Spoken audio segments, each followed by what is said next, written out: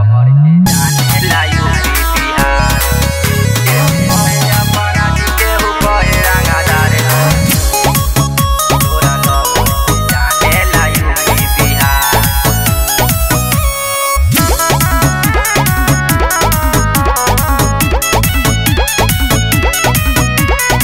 तोहर मजनुआ बसा बका भारी थाना पुलिस चाहे होके अधिकारी। तोहर मजनुआ बसा बका भारी थाना पुलिस चाहे होके अधिकारी।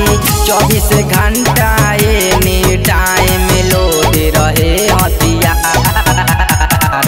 केहू कहे अपराधी केहू कहे रंगदार तोरा लवर के जाने ला यूपी बिहार।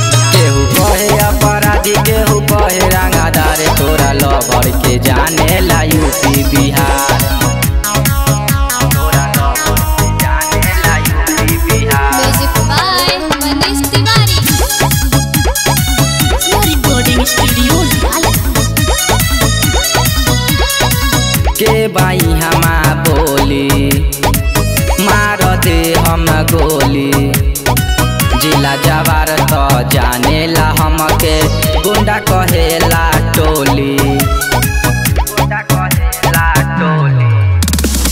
के बाई हमा बोली मार दे हम गोली। जिला जवार तो जाने ला हमके गुंडा कहेला टोली। बात होखेला हथियारे से खाली बात होखेला हथियारे से खाली। मटर होला आरे पार।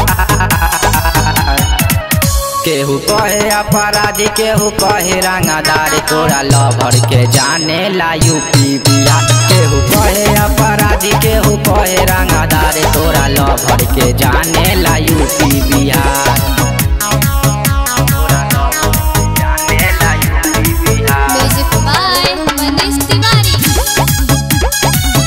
रिकॉर्डिंग स्टूडियो हई हमें बदमाश इहे बा हमर काम।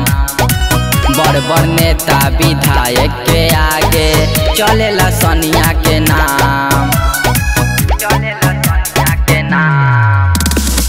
हई हमें बदमाश इहे बा हमर काम। बड़ बड़ नेता विधायक के आगे चलेला सनिया के नाम।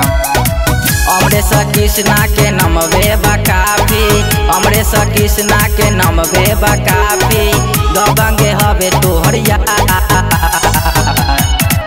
केहू कहे अपराधी केहू कहे रंगदार तोरा लवर के जाने ला यूपी बिहार। केहू कहे अपराधी केहू कहे रंगदार तोरा लवर के जाने ला यूपी बिहार।